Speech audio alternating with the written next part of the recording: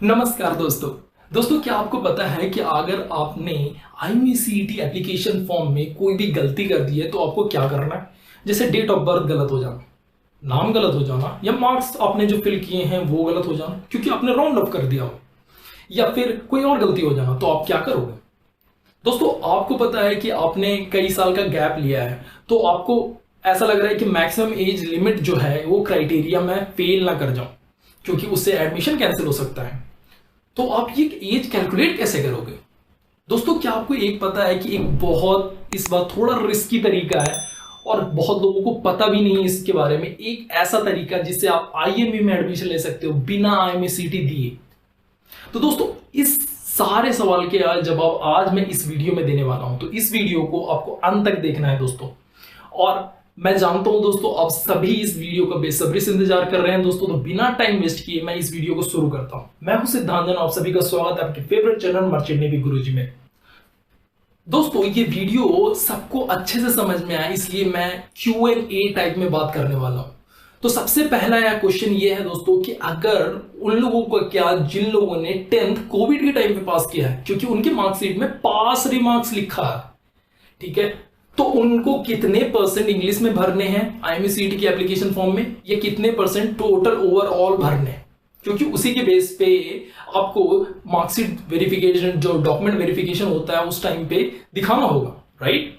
तो IME कहती है कि अगर आपने 10th कोविड के टाइम किया है, या अगर आपके स्टेट बोर्ड ने या फिर कोई भी एजुकेशन बोर्ड से किया है आपने, उसने आपको पास रिमार्क्स दिए हैं, तो आपको सबसे पहले देखना है कि जो टोटल मार्क्स है वहां पे 50% डालने हैं और इंग्लिश में भी 50% मार्क्स डालने हैं। अगर आप ये गलती नहीं सुधारोगे, अगर आपने ये गलती की है कि आपने वहां पे कुछ भी डाल दिया है 70 60 80 जो भी डाल दिया है, तो वो गलत हो सकता है दोस्तों, और उसके चलते आपका डॉक्यूमेंट वेरिफिकेशन में आपके लिए बहुत बड़ी प्रॉब्लम हो सकती है। दोस्तों दूसरे क्वेश्चन की ओर अपन बढ़ते हैं। तो जैसा कि मैंने बोला था कि अगर आपने एप्लीकेशन फॉर्म में कुछ भी गलती कर दी हो, मान लो DOB गलत है आपका, डेट ऑफ बर्थ गलत हो गया, नाम गलत हो गया, नाम वैसे ही नहीं लिखा है आपने, कोई स्पेलिंग मिस्टेक कर दी आपने और फॉर्म बिल्कुल सबमिट कर दिया है, या फिर मान लो आपने मार्क्स गलत डाल दिए हैं और फॉर्म सबमिट कर दिया है सक्सेसफुली सबमिट होने के बाद, तो आप क्या करोगे। तो दोस्तों इस मामले में IME बताती है कि अगर आपने सक्सेसफुली फॉर्म सबमिट कर दिया है तो आप कुछ नहीं कर सकते। अब बोल रहे होगे कैसे कुछ नहीं कर सकते। कर सकते हैं, एक ही उपाय कि आप नया ईमेल आईडी बनाओ, नए मोबाइल नंबर से आप फिर से रजिस्ट्रेशन करो और फ्रेश रजिस्ट्रेशन करो। इसीलिए IME ने बोला है कि सावधानी से सारे डिटेल्स आपको IMCET एप्लीकेशन फॉर्म में भरने हैं। दोस्तों बढ़ते हैं अपने तीसरे क्वेश्चन की ओर। दोस्तों मान लो कि कुछ लोगों ने 12th के बाद कुछ साल का गैप लिया होगा, या फिर कुछ लोगों ने कोई ग्रेजुएशन कर लिया होगा पास के कॉलेजेस से और फिर वो मरीन फील्ड में आना चाह रहे हैं, तो उनकी एज तो काफी ज्यादा बढ़ जाएगी, राइट। तो वो मैक्सिमम एज लिमिट क्रॉस ना करें। एज एलिजिबिलिटी क्राइटेरिया के अनुसार मैक्सिमम एज लिमिट अगर आप क्रॉस करते हो तो आपका एडमिशन कंसीडर नहीं किया जाएगा। तो उससे बचने के लिए आपको पता होना चाहिए कि एज आपको कैसे कैलकुलेट करना है। तो यहां पे मैं एग्जांपल लेके आपको 2 सिनेरियोस में बात बताने वाला हूं। तो मैं ले रहा हूं BBA कोर्स का बात एग्जांपल, और मान लो कि BBA कोर्स में आपकी एलिजिबिलिटी क्राइटेरिया मेल कैंडिडेट्स के लिए 25 साल मैक्सिमम जनरल कैटेगरी के लिए, वहीं फीमेल कैटेगरी के लिए जनरल कैटेगरी में 27 साल मैक्सिमम है, 27 साल 27 ईयर्स। तो आप क्या करोगे कि आप कैसे कैलकुलेट करोगे। दोस्तों कैलकुलेट करने के लिए मैं एक चीज बता दूं कि BBA कोर्स मान लो कि इस साल आपका स्टार्ट होने वाला है 1 अगस्त 2023 से, तो आपको कैलकुलेट करना है कि आपकी जितनी भी डेट ऑफ बर्थ है उससे लेके 1 अगस्त तक, ठीक है, 1 अगस्त के बाद अगर आपकी 25 साल पूरे होते मेल कैंडिडेट्स के लिए, अगर 1 अगस्त के बाद 25 साल पूरे होते तब आपको कोई दिक्कत नहीं होने वाली, आप एडमिशन ले सकते हो। लेकिन वहीं अगर 30 जुलाई को या अगर 29 जुलाई को आपके 25 साल पूरे हो गए, राइट, तो आप बोलोगे कि यार 5 ही दिन की तो बात है ऐसे कैसे, ये एडमिशन कंसिडर होगा कि नहीं।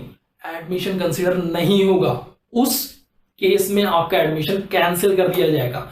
वहीं अगर मान लो कि 1 अगस्त को शुरू हुआ है कोर्स लेकिन 2 अगस्त को आपके 25 साल हो रहे, आपका एडमिशन कंसिडर हो जाएगा। तो दोस्तों ये एज लिमिट बहुत ज्यादा मायने रखता है, तो थोड़ा बढ़िया से आप कैलकुलेट करके देख लेना। दोस्तों तो अब चलते हैं अपने चौथे क्वेश्चन की ओर। दोस्तों चौथा क्वेश्चन ये है कि क्या होगा उन कैंडिडेट्स का, या उन कैंडिडेट्स को कंसीडर करेंगे कि नहीं जिन लोगों ने इंप्रूवमेंट एग्जाम्स दिया है।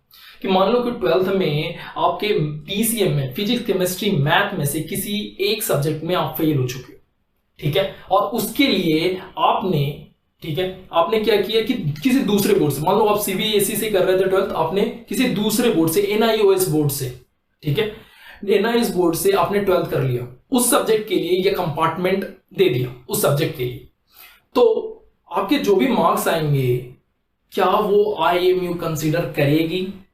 तो दोस्तों इस बारे में आईएमयू बोलती है कि जिन लोगों ने पीसीएम फिजिक्स केमिस्ट्री मैथ के एग्जाम में 60% स्कोर नहीं किया है या फिर फेल हो गए हैं 12th में, और अगर वो अपीयर कर रहे हैं, रीअपीयर हो रहे हैं कंपार्टमेंट एग्जाम में या फिर इंप्रूवमेंट एग्जाम्स के लिए, तो उनके लिए एक ही चीज है कि वो सेम बोर्ड से, अगर आपने सीबीएसई से किया है तो आपको सीबीएसई से ही देना होगा, ना कि अगर आप सीबीएसई से दे रहे हो और एनआईएस बोर्ड से जाके कंपार्टमेंट या इंप्रूवमेंट एग्जाम दे दोगे तो उसके मार्क्स वो कंसीडर करेगी। वो कहती है नहीं करेगी वो कंसीडर इस केस में। तो दोस्तों ये था चौथा क्वेश्चन। अब पांचवें क्वेश्चन की ओर बढ़ते हैं। तो दोस्तों बहुत सारे लोग बोले हैं कि मैंने पार्ट टाइम, ठीक है, पार्ट टाइम कोर्स किया है कंप्लीट, या फिर कॉरेस्पॉन्डेंस कोर्स किया है, या फिर डिस्टेंस एजुकेशन किया है, तो क्या मेरे मार्क्स कंसीडर होंगे?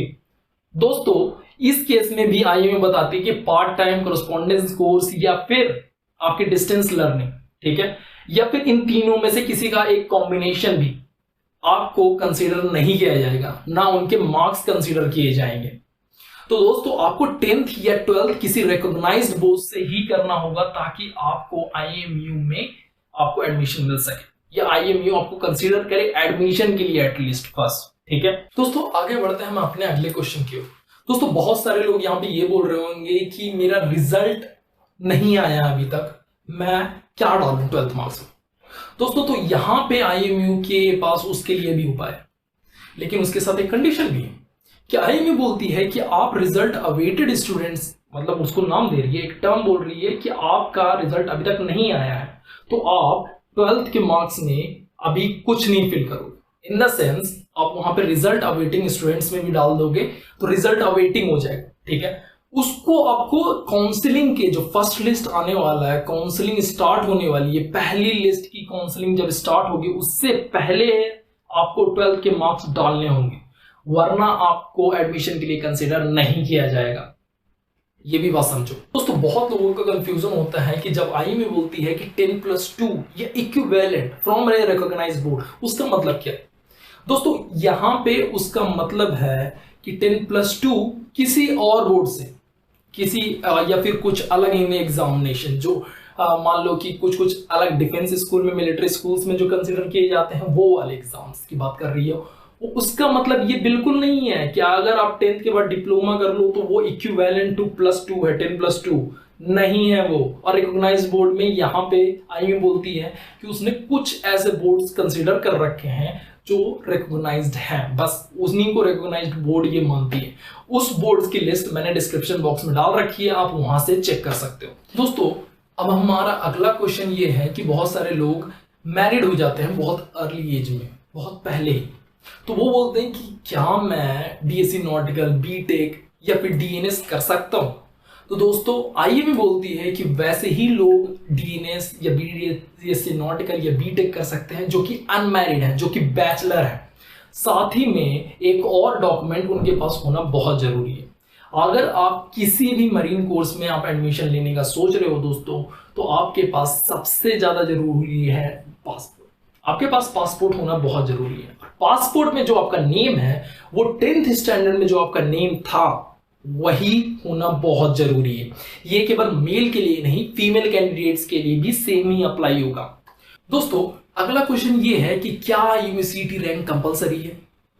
आईएमयू कैंपसेस में अगर आप ले रहे हो एडमिशन तब तो आप बोलोगे कंपलसरी हो सकता है, लेकिन नॉन एफिलिएटेड जो आईएमयू एफिलिएटेड नहीं है उसमें भी आईएमयू सीईटी रैंक कंपलसरी है क्या? या आईएमयू एफिलिएटेड इंस्टीट्यूट्स में भी रैंक कंपलसरी है कि नहीं? तो दोस्तों इस बारे में आईएमयू ने बताया है कि आईएमसीईटी रैंक कंपलसरी। जो लोग भी डीएनएस के लिए, बीटेक के लिए, बीएससी नॉटिकल के लिए इस बार एडमिशन लेना चाहते हैं, उनके लिए आईएमसीईटी 2023 की रैंक बहुत ज्यादा जरूरी है। खासकर आईएमयू ये तक बताती है कि आईएमसीईटी रैंक आपको लेने के बाद जो काउंसलिंग होती है आईएमयू में, वो बस उनके 6 कैंपसेस के लिए होती है, बस 6 आईएमयू कैंपसेस के लिए।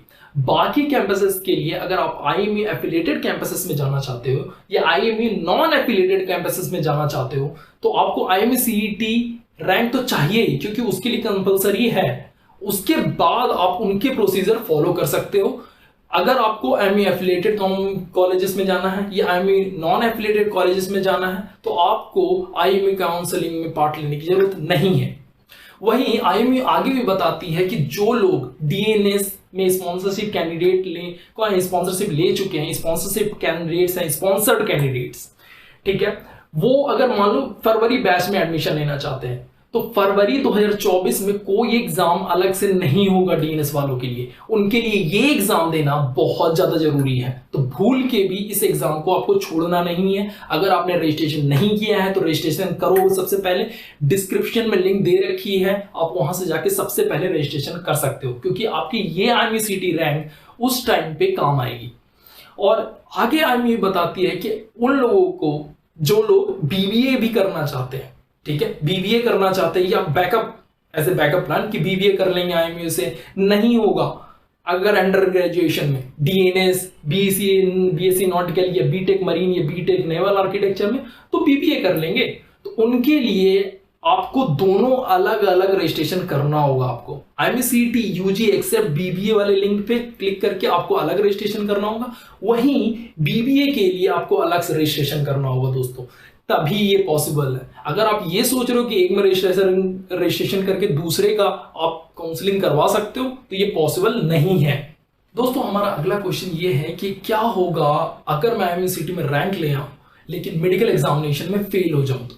तो दोस्तों उसके लिए आईएमयू ने बोला है कि ये स्ट्रांगली एडवाइस किया है सारे कैंडिडेट्स को कि जितने भी कैंडिडेट्स अप्लाई कर रहे हैं मरीन कोर्सेज के लिए, आईएमसीईटी के लिए, उनको एडमिशन में काउंसलिंग में रजिस्टर करने से पहले, ठीक है, अपना खुद का मेडिकल एग्जामिनेशन आईएमयू के डॉक्टर से, आईएमयू रजिस्टर्ड डॉक्टर से या फिर नॉर्मल डॉक्टर से भी फुल बॉडी चेकअप जो आईएमयू के स्टैंडर्ड्स हैं उसके अनुसार आपको करवाना होगा। अगर आप फिट हो तभी आप काउंसलिंग के लिए पैसे जमा करोगे या काउंसलिंग के लिए रजिस्ट्रेशन करोगे, या फिर कोर्स फी उसके बाद जमा कर सकते हो। वरना आपका जो कोर्स फी है वो रिफंडेबल नहीं होता है। और आपकी अगर वहां पे कोई केस हुआ, मान लो कि आपको कोर्स फी रिफंड नहीं हो रहा है, तो आपको किसी वजह से दूसरे आपको जो कोर्स में है ना वो ट्रांसफर कर सकते हैं, लेकिन वो भी अलग सिनेरियो होगा, वो अलग केसेस में होगा। वरना आपका जो पैसा है कोर्स का वो रिफंड नहीं करेंगे। तो इसीलिए आईएमयू ने बार बार बोला है कि आपका मेडिकल एग्जामिनेशन आप खुद चेकअप करा के आओ, तभी आप एडमिशन की फी जमा करना, क्योंकि वो नॉन रिफंडेबल होने वाला है। और अगर आपने जमा कर दिया है तो दोस्तों वो आगे जाके, अगर आप सही हो, मेडिकली फिट हो, तो आगे जाके वही प्रोग्राम फी में आपका माइनस हो जाएगा। दोस्तों अब आप पूछ रहे होंगे कि उतनी देर से मैं वेट कर रहा हूं यार, अब तो बता दो कि क्या वो रिस्की तरीका था जब आप आईएमसीईटी ना भी दो तब भी आपको आईएमयू कॉलेजेस में एडमिशन मिल जाए। दोस्तों ये एक तरीका है जो किसी को भी नहीं पता है। इस बार आईएमयू ने CUET की बात की थी, common university entrance test, under graduation level पे। तो अंडर ग्रेजुएट लेवल पे जो इसने बात की है उसमें बोला है आईएमयू ने कि वैसे लोग जो CUET के बेस पे आ रहे हैं, आईएमसीईटी नहीं दिया आपने, CUET के बेस पे आपका स्कोर है, तो आप डायरेक्टली स्पॉट काउंसलिंग में रजिस्ट्रेशन कर सकते हो, जैसे बीबीए वाले कर सकते हैं। तो वो काउंसलिंग में अगर आपको रेसिडुअल सीट, अब देखो यही रिस्क है, अगर आपकी सीट बचे फर्स्ट, सेकंड और थर्ड लिस्ट आने के बाद, जिसमें आईएमसीईटी रैंक को प्रेफरेंस दिया जाने वाला है, तो उसके बाद अगर आपके जो सीट बचेंगे उसमें आपको कॉमन यूनिवर्सिटी एंट्रेंस टेस्ट के जो स्कोर्स होंगे उसके बेस पे आईएमयू कट ऑफ निकालने वाली है, और उसके बेस पे आपको बताएगी कि चलो इतने परसेंट लोग, इतने नंबर्स आपके आए हैं CUET में, तब आपको हम एडमिशन दे सकते हैं, आपको सीट मिल सकती है, वरना नहीं। और ये बहुत रिस्की तरीका है दोस्तों। इसीलिए आईएमयू ने बोला है कि आप आईएमयू सीईटी रैंक के थ्रू जाओ, क्योंकि उसको ज्यादा प्रेफरेंस मिलने वाली है। और इसमें एक और दिक्कत है, पता है क्या है, कि कॉमन यूनिवर्सिटी एंट्रेंस टेस्ट, पता नहीं कौन सा ऐसा टेस्ट होता है जिसमें आपके मैथ, फिजिक्स, केमिस्ट्री और जनरल टेस्ट और इंग्लिश के भी एग्जाम्स होते हैं। तो जनरल टेस्ट और इंग्लिश के एग्जाम्स आपके हर कॉमन यूनिवर्सिटी एंट्रेंस टेस्ट में नहीं होते हैं। तो बेटर यही होगा कि आप आईएमयू सीईटी रैंक के थ्रू जाओ, ना कि सीयूईटी के स्कोर्स के थ्रू। बीबीए वालों के पास कोई और ऑप्शन नहीं है। मैं ये बात कर रहा हूं डीएनए, बीएससी नॉटिकल या बीटेक वालों के लिए। आप लोग भी आईएमयू सीईटी रैंक के बेस पे जाओ, सीयूईटी के स्कोर्स के बेस पे नहीं। दोस्तों अब आप आते हैं सबसे लास्ट क्वेश्चन पे कि क्या आईएमयू जॉब गारंटी देती है। अब मेरे तरफ मत देखो, ऐसा नहीं बोला मैंने कुछ ऐसा, ठीक है, कि जिसपे आप गुस्सा हो जाओ या फिर जिसपे आप हंसने लगो। आईएमयू इस बारे में बोलती है कि आपको वो जॉब गारंटी नहीं देती है। ये पेरेंट्स को भी बोल रही है। आईएमयू बोलती है कि I am saying strongly advising to parents and students who are taking admission in the IMU. मतलब ये साफ साफ बता रही है, सजेशन दे रही है सारे पेरेंट्स को और बच्चों को कि आप जो एडमिशन ले रहे हो यहाँ पे वो अपनी बेस पे ले रहे हो, क्योंकि आईएमयू जो भी जॉब प्लेसमेंट के लिए जो कंपनीज लाने वाली है वो मार्केट कंडीशन के अनुसार होने वाले। अगर आपको आगे जाके 4 साल में या 3 साल, बीएससी नॉटिकल 3 साल, बीटेक मरीन 4 साल या बीटेक नेवल आर्किटेक्चर 4 साल या डीएनएस 1 साल के बाद